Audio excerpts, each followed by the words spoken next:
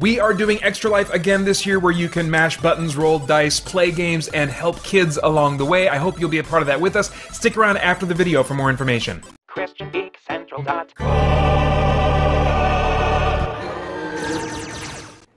Well, my editing skills are crap, but can the same thing be said about Undone Season 1 on Amazon Prime? Stick around and find out.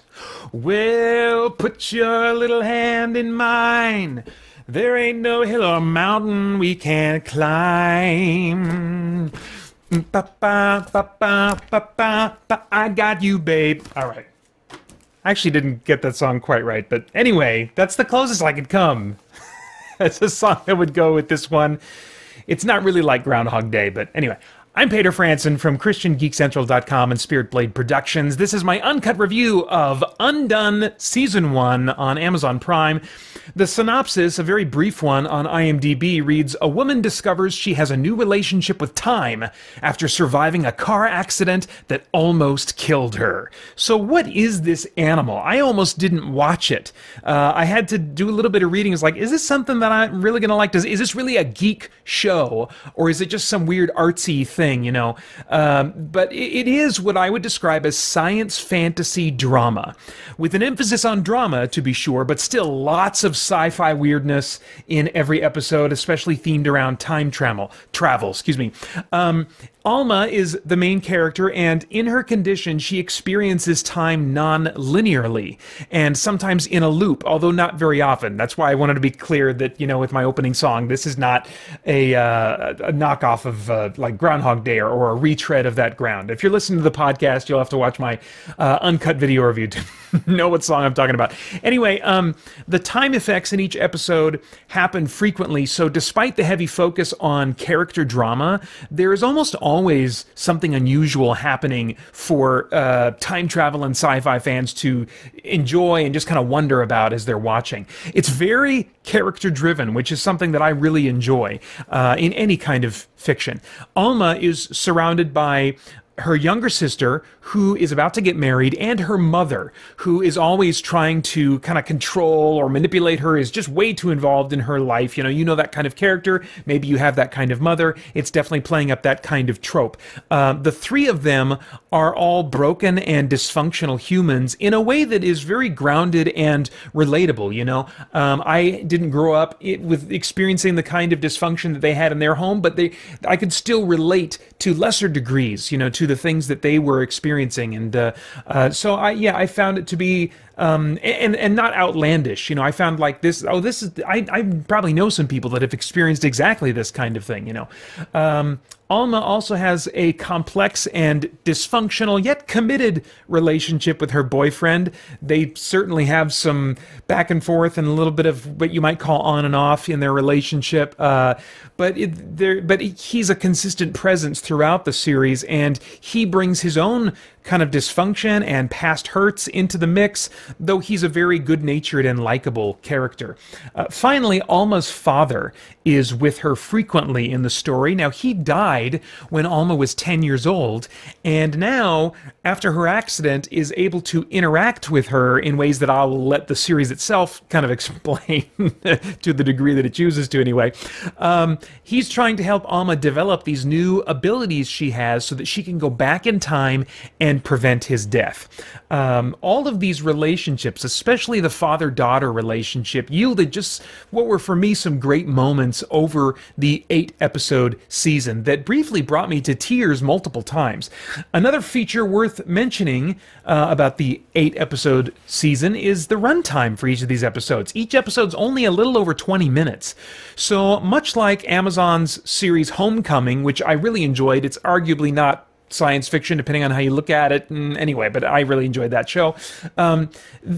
Similarly, Homecoming had very short episodes, and this one does as well. They can be digested in small bites, or larger bites if you want to take 2 or 3 episodes at a time, or you can even watch it, as I did, in one sitting as a sort of lengthy movie experience. And Amazon builds in the ability to just skip the credits and go straight to the next episode, skip the intro, and keep moving with the story. And so, you know, you can really watch this thing almost as a seamless movie experience, and it held up really well in that format for me. Like all time travel stories, you know, the logic does break down at some point. In fact, it almost never even tries to set up logical time travel rules in the first place. I mean, they do, you know, but they, I don't know how really convincing it was or sensical it was. But, you know, if you accept that, as you have to do to some degree with every time travel movie or story, then I think there's some nice character drama here in sci-fi trappings, which is something I really appreciate. No spoilers about the ending, but I'll just say that it's fairly self-contained. You know, if you don't want to commit yourself to a whole new series or whatever, I think this season ends in a way that's very satisfying, but even could, you know, totally lead into a wild second season that totally, you know, covers new ground. It's one of those kinds of endings that you've seen in many sci-fi stories that don't continue on, but there's something about the ending that's just like, ah, you know. So it's satisfying, but certainly not every detail is resolved, and it could totally head into a very different season 2. We'll just have to see. As far as the performances go, I'll just briefly say that all the performers I thought were really solid, and they brought extra subtext that gave depth and relatability to their characters. The standouts for me were Rosa Salazar as Alma, who I last saw in Alita Battle Angel as the title character in that movie. So this is the second time, the only time I've seen her in 2 different movies. I've never seen her in straight-up live-action roles. She's been animated in both of the things that I've seen her in, and I've enjoyed her in both of the things I've seen her in, especially even more so in this one, where I felt like her performance really was able to come through a lot more than it could in Alita Battle Angel. And Bob Odenkirk, who you might know as Saul of Breaking Bad and Better Call Saul, he plays her father in this. And those 2 were just the standout performers. The relationship they had, I just really enjoyed and was moved by. So yeah, really, really great stuff from them. Now, as far as the visuals go, this is animated. You know, I'm talking about these actors' performances, and it's not motion capture. In fact, I typically dislike CG animated stuff that goes for drama because I just don't think motion capture is able to pick up with enough specificity an actor's performance to really convey all the things, the subtleties that that actor is doing. And there's something that's kind of lost in that digital translation.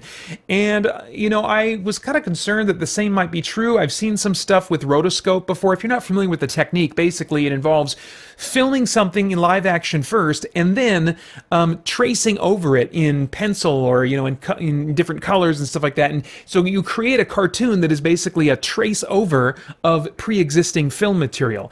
There's different forms of rotoscope. You know, the original Star Wars lightsaber effects were created using a version of rotoscope. The actors had sticks they were waving around, and they colored over them with bright, you know, shining lights to create that effect, you know, in the original movies. It's more complicated than that. But and Max Fleischer was the guy who invented the technique, and I believe he also used it in the old Superman serial, the animated serials, you know. So anyway, you've seen this technique before, very likely in something.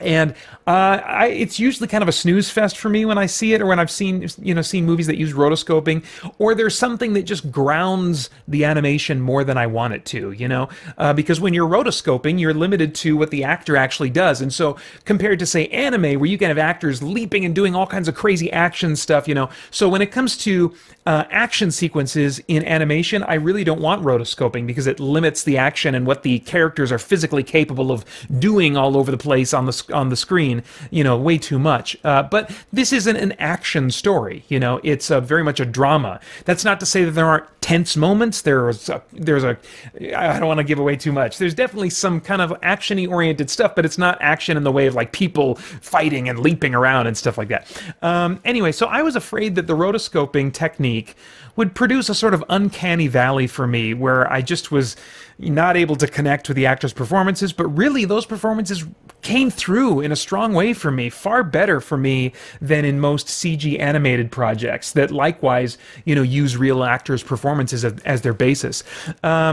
So what else was I going to say about this? Oh yeah, I was just really surprised at my investment. I still might have preferred live action, but I wonder if this was done to save money somehow, because it would make it a seamless transition to all the spectacular visuals and stuff that happen as a result of all the weird time effects and reality warping effects and stuff that are also very frequently a part of each episode. So if that was the reason that they did it, I'm totally fine with that. And I honestly don't know that I would have been any more invested if it were live action. I was, as I said, really invested throughout the show, and really emotionally had some serious peaks a few times. Okay, so as far as themes, is there anything of worthwhile moral, philosophical, or spiritual significance going on in the themes of this animal that might stimulate some worthwhile thought or conversation?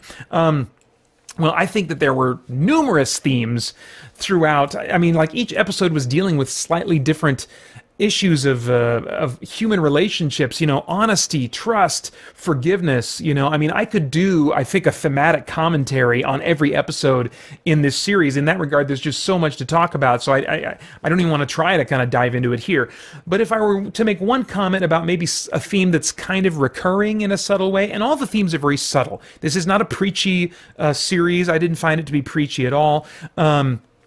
There are some spiritual ideas throughout, such as Native American spirituality plays a significant role, but these concepts are naturalized and they're put in scientific terms as opposed to being put forward as, you know, spiritual truth claims. If anything, the story suggests that the spiritual experiences of shamans are misunderstood scientific phenomena. The Catholic faith plays a role, as the main family is Catholic, and especially the mother is a very devoted Catholic, but it struck me as a sort of maybe a liberal strain of Catholicism. I'm not very familiar with the various teachings of Catholicism, and then also it's, as far as its role in the story, was largely cultural and ceremonial. So, so that wasn't really the source of theming or spiritual truth claims or anything. One recurring theme, though, if I were to say, was there one thing that kept bubbling up, would be maybe the idea that I would summarize as, we are all broken, and that's okay. In a pivotal scene in which one character confesses to another that they had an affair that they haven't told their significant other about, they lament to this supporting character, saying, "I don't know why I keep doing this."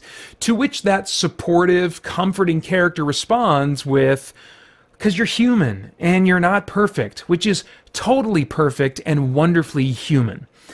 Okay, so this is an artful, you know, sort of symmetrical turn of phrase in dialogue writing, and so I can appreciate it on that level, but does it make any sense to say that you do these morally wrong things because you're human and you're not perfect, which is totally perfect and wonderfully human? She's essentially saying people do morally wrong things because they are human and not perfect. Okay, I'm with you so far, but then she claims it is totally perfect and wonderfully human to do morally wrong things. So doing morally wrong things is wonderful and totally perfect. I mean, the moment you start thinking about this claim and treating it as more than just kind of an artful turn of the phrase, it completely falls apart. It's a sort of lowering of the moral bar for ourselves so we can avoid feeling guilt or shame. It's the same as kind of that broken idea of quote-unquote forgiving ourselves, you know.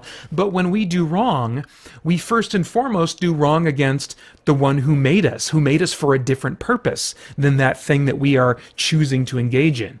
You know, we were made for a purpose that we are in those moments rebelling against, to selfishly indulge in our immediate impulses. And even as Christians, we can find ourselves lowering the moral bar for ourselves, claiming maybe to do so out of a desire to avoid legalism, you know. Or we can comfort each other as Christians, saying, "Don't be so hard on yourself, everyone does that." You know, these are just these little phrases that still find our way into our exchanges with each other. But the moral standard isn't what everyone does, or what everyone typically does. The standard is found in the perfect character and love of God. But you know, as those who put our trust in Jesus to pay the debt that our sins deserve, we can comfort each other by saying, "You know what? That you're right. That's what you did was wrong, but that's been paid for, and you are completely forgiven."